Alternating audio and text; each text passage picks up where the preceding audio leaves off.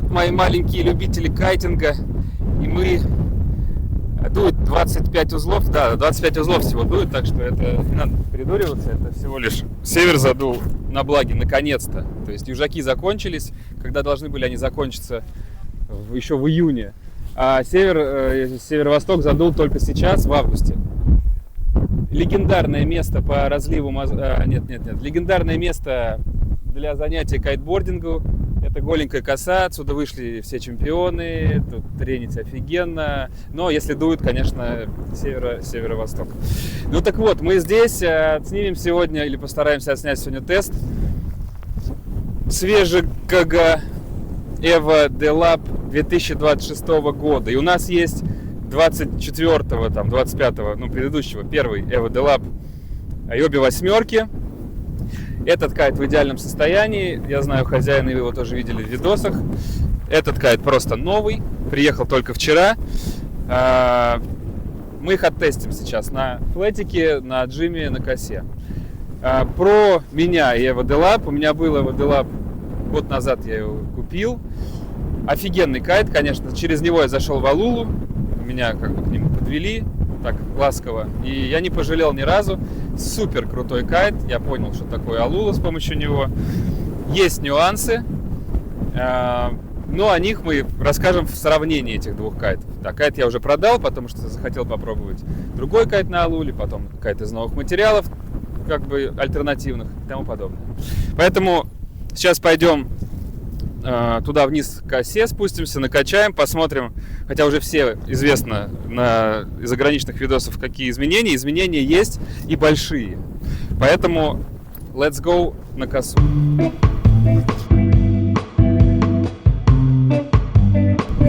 Мы уже на косе накачали два кайта и сразу к накачке. Первый кайт новый, немножко стал тоньше передний баллон. Вообще заметно тоньше. И до десятки он накачивается. Здесь мы покажем потом строчку новую, как на Rebel DeLab. Много швов, здесь раз, два, три, четыре, пять. Хрена швов вдоль баллона, которые типа дают ему возможность накачивать его до большого PSI. И растроповка. Как-то Duatone продает это как будто увеличенное количество точек. На самом деле точек стало на одну меньше, 6 вместо 7. Но точки крепления, они как бы распределены по-другому. И ближе к уху крайняя точка. То есть они говорят, что распределение нагрузки стало, лучше. Да? Но что-то же они должны улучшить. Количество лат осталось такое же, 2 на краю и 1 лата на большом сегменте между поперечными баллонами. И старый, уже даже не хочется к нему подходить совершенно, шутка.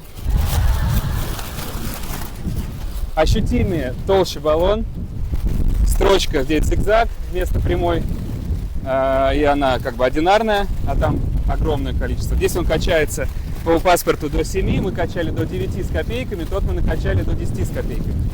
То есть, по сути, мы это тоже качали в отбой практически. Да, и точки здесь заканчиваются раньше, то есть ухо свободное, без растроповки, оно как бы длиннее. Плюс, сейчас мы подойдем к ушам. Все это уже есть в интернетах, я на русском повторю просто. Уши. Значит, на новом ухо у нас мягкий скос идет, на пейсе похожее ухо.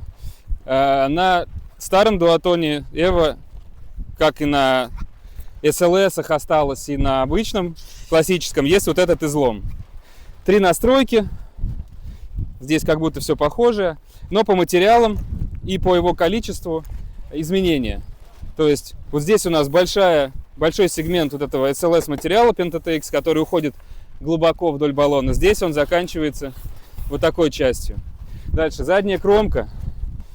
Здесь на старом она из одного материала. Даже не знаю, какой-то докронистый такой, более плотный. То есть это не рипстоп. На новом это более легкий какой-то материал с мелкой клеткой. И он уже, чуть другой рисунок, но тем не менее, вот он прям другой. И этот же материал у нас также и вот по этой части переходной от баллона до крон, потом вот этот материал, потом рипстоп. На новом вот аллилуйя, до крон, потом вот этот материал, который на кромке на новом кайте, и рипстоп. Здесь он толще, идет вот этот вот сегмент нового материала, на старом поуже. Ну, то есть явно несколько лет что-то делали, работа велась, но тут и по шейпу тоже. То есть много чего изменилось. Очень интересно, когда много меняют в кайте, что они хотят привнести и что из этого получится, мы узнаем. И да, остальное все потом, по нюансам, по проблемам, которые у меня были с Алулой, точнее с Evo с его баллонами, я расскажу потом. А сейчас будем катать. Надеюсь, нам хватит ветра, но Алула славится тем, что она и в недостаточный ветер перформанс показывает. Вот мы рассчитываем, что 8 нам даст. Если нет, то есть 11, но это пока... Итак, мы оттестили 8 24 года, оттестили 8 25 года, 26, прошу прощения. И даже был 11 передоз. Расскажем по порядку. Вот, кстати говоря, я здесь стою, как это сын, отец, сын, и называйте как хотите, додумайте сами. Дима и Максим. Кто здесь я, да, Дима, Максим. Это кайты их, собственно, спонсоры сегодняшнего теста. Счастливые спонсоры. Кайты пришли только вчера. Да, кайты пришли только вчера, и мы уже сегодня их тестируем. Давай, наверное, начни ты. Ты катался год практически на 8 Делап, у тебя 10 Делап. Да, в прошлом году мы стали счастливыми обладателями Делабов. Evo Delap 6, 8 и 10, 3 размера. Все 3 кайта были хорошо покатаны в разных условиях, под разным весом. У нас катается вся семья от 30 килограмм и до 85 в этом диапазоне. Мы очень были довольны предыдущими кайтами. Это огонь просто, да, конечно. Кайты классные. Мы всегда тестируем все, что попадается под руку, ну, в тех условиях и желаниях, когда это возможно. Поэтому было с чем сравнить за год. Чем больше опыта, тем, конечно, прикольно сравнивать кайты. Это прям, ну, ты начинаешь понимать, потому что раньше, когда ты там новичок такой, тебе дают, потестируй. Ты берешь, тестируешь, такой, да, блин, ну, крутой кайт. Не можешь раскрыть его. А в чем разница? Ты такой, ну, не знаю, прикольный, все. А сейчас мы можем уже объяснить более детально, правильно? Ну да, приходит с накатом, и ты понимаешь, берешь кайт в руки и чувствуешь, что чем он отличается. Так вот, давай к этому и перейдем. Ну, конечно, мало мы покатались. Прям первое впечатление. Да, это у нас первое впечатление. Мы покатались немного. Да, отмечу, что ветер там 20-25 узлов, наверное, что-то такое. Может быть, он там и поднимался выше, но это российский ветер, отечественный, как бы, который, ну, еще теплый, да, то есть это не осень. И в целом на голенькой высоко особо не прыгаешь. Но, тем не менее, более чем достаточно для теста, чтобы понять плюс-минус, что с кайтом. Потому что мы еще взяли передоз 11. То есть мы можем... Пока к 8. Да. А может быть, мы снова дадим... Не, мы дадим по очереди. Ему потом сложнее будет сомнение. Мы сейчас навысказываемся, ему ничего не останется. Как скажешь. Давай, Максим. От тебя только сравнение предыдущего Evo 8 и вот то, что ты покатал сегодня, новый 26-й год. Такая. Ну, сегодня я покатал, и, конечно, разница есть. Я катался на 8 вместе с мужчинами, которые тоже катались на 8. И думаю, если бы я катался на старом Evo Delap, то меня бы утащило прям. То есть мы говорим о том, что у нового Evo Delap мы чувствуем, что больше топ-энд. То есть он в сильный ветер не убивает тебя, он меньше дергает, он более... как бы стабильный, что ли, и как будто на планке даже что-то как-то полегче ощущается. Да. В трапеции особенно полегче ощущается. То есть на силовых строках. Да. Так, ты не лупишь, я знаю, ну, то есть мне сказали, что ты только на 6 пока пробовал, на 8 ты не лупишь. По хэнгтайму, по каким-то там, какие отличия можешь назвать? Ну, наверное, у него зависание больше в воздухе. Согласен. И хейли лупы на нем мягче крутятся. У него, мы выяснили, больше аспект, скорее всего, То есть кайт, я с часами катался, с вушкой, но только с часами. Новая вот эта хрень, которая под серфер сделана.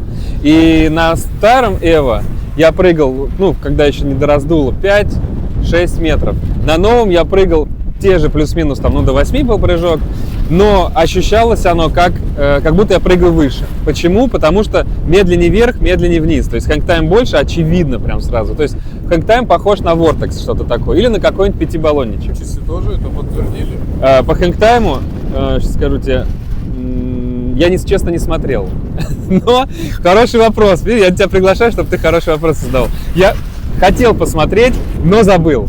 Но это видно было со стороны, когда вы катались, и, ну, ощущения не обманешь как. Какие-то еще моменты? Да, вроде бы. Хорошо. Доволен? Достаточно, Да. сын сказал? Давай. Спасибо. Ага. Работает. Я добавлю, да, Макс, когда он же первый пошел на Да, первый, этом кайте. второй, третий. Да, и я часто вижу, как он катается, как он прыгает, зависает и приземляет.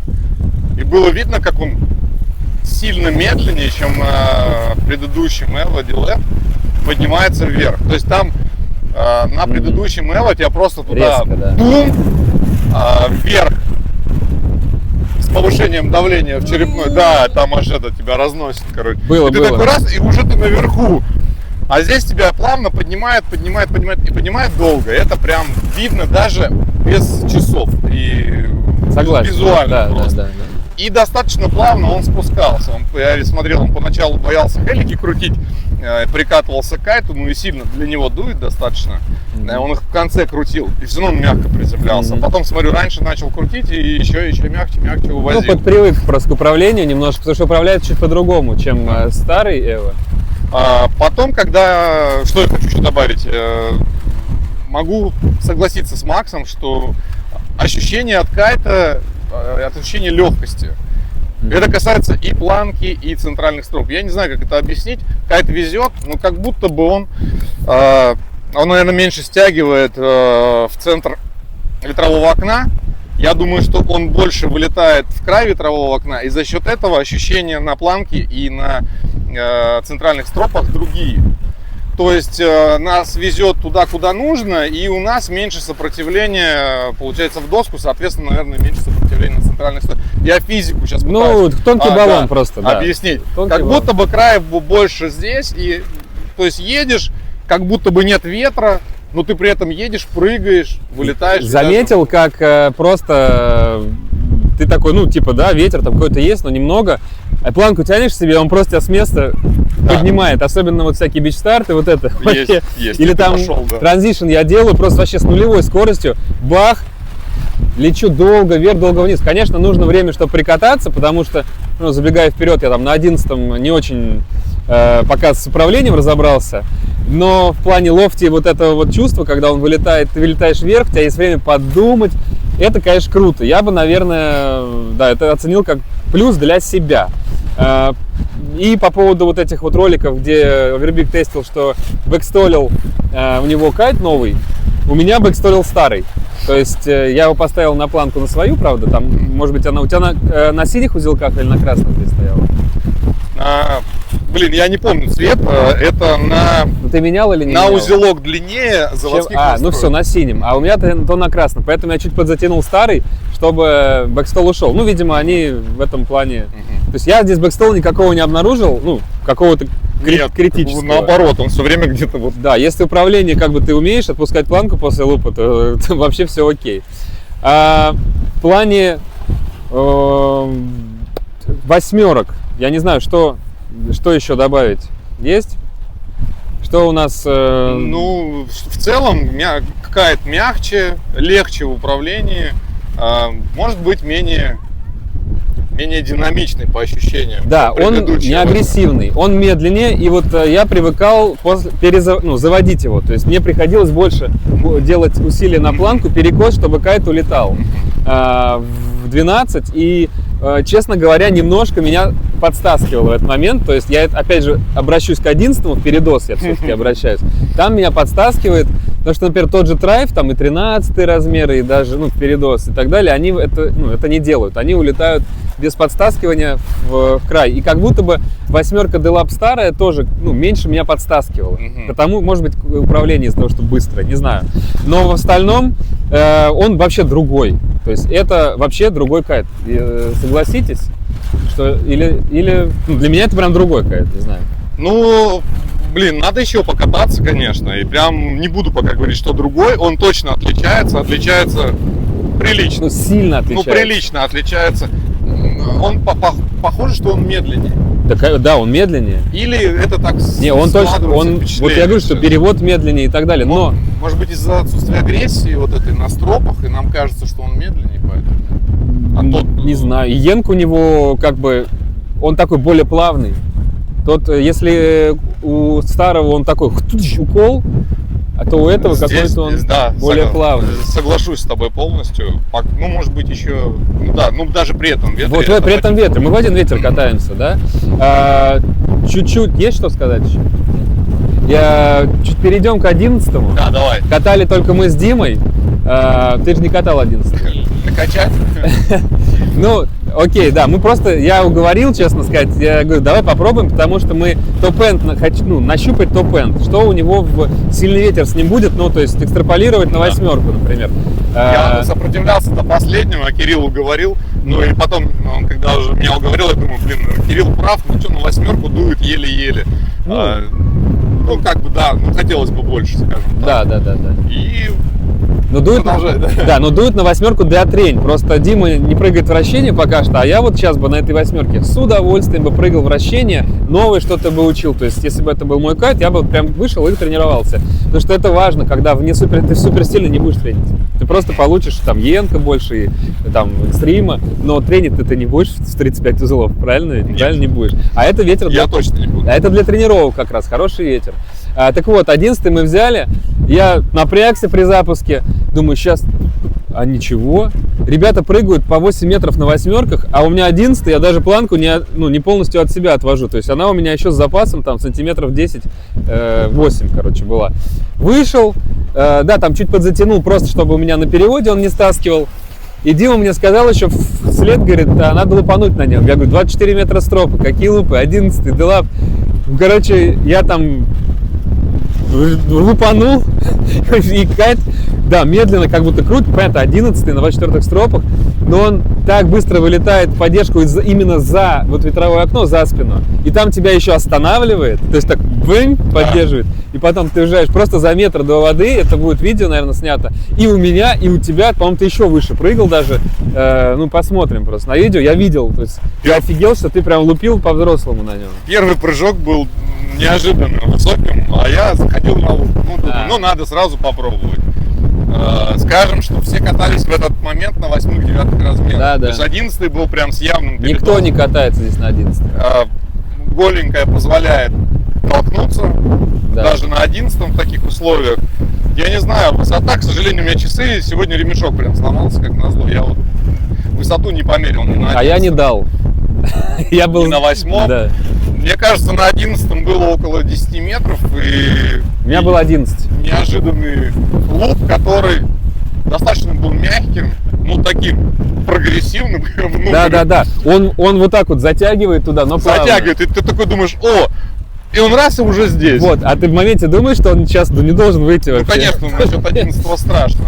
Ну, было интересно. Он легко вращается, он не забирает планку во время вращения, он быстро достаточно проворачивается. Ну, кажется, да, что медленнее, потому что 11-й, я думаю, из-за этого. Вылетает быстро. Ну, страшно как бы не было, хотя 11-й это не кайт для лупов, конечно. Ну да, прикол, мне на 8-ке там за кадром и XS еще продолжаем тестить, элевейт. Мне на 5-баллонике XS, которого Йенг, было страшнее после даже 11-го, короче, Evo Delap, что удивительно. И да, я там попрыгал, кроме лупов попытался вращение делать, но что-то я еще с управлением не разобрался, и надо в более слабый ветер попробовать, поэтому не могу ничего сказать. То есть это уже ошибка моя была в управлении, но в плане вот этого, повторюсь, лофти ощущения, то есть кайт легкий, он тебя держит довольно долго. Короче, это такая, как игрушка, что ли. Кажется, что это какая-то новая игрушка, которая безопасная. Он стал безопаснее. Об этом все говорят даже, ну вот в обзорах и так далее, все говорят. Сделал один раз бордов, вот на 11 метров как раз получилось. Но меня на нем, на 11-м, сильно вперед тащит. То есть, либо это опять же ошибка управления, то есть я отвлекаюсь на доску, у меня кайт уже вперед меня тащит, и доска улетает за спину. Короче, сложновато пока мне с управлением. Но, в общем, кажется, что когда ты приедешь в фанран, на этой 8-ке можно будет раздать в 40. Возможно. Но да, есть ощущение и от 8-го, и от 11-го, что можно кататься в передоз и при этом не умереть. Да, я тоже так думаю. Есть такое ощущение. Вопрос лимита передоза, ну, пока остается открытым. Да. Тогда маленький нюанс. У тебя 8-ка, у меня была 8-ка Delap, как у тебя 24-го года. Да. О минусах, так скажем, да, там помимо того, что бывало, что кайт немножко залипает в луп, после лупа там и так далее. Но это ладно, мы говорим про его долговечность. У Duatone ставит внутрь очень тонкий баллон, и он протирается, об алулу трется, и у меня 8-ка после полугода максимум полностью по всему кайту начала спускать. У тебя такого нету? Только появилась алула, когда она впервые появилась на джусах Duatone. Да. Мы давно на Duatonах катаем. И мы первые купили, прям вот ни у кого не было, я не помню, не видел ни у кого алулу. Я заказал 15-й джус. В алуле мы катаемся в Lightwind. Для нас это рабочий был кайт. Мы его любили, причем у нас был обычный. Мы взяли на смену алулу.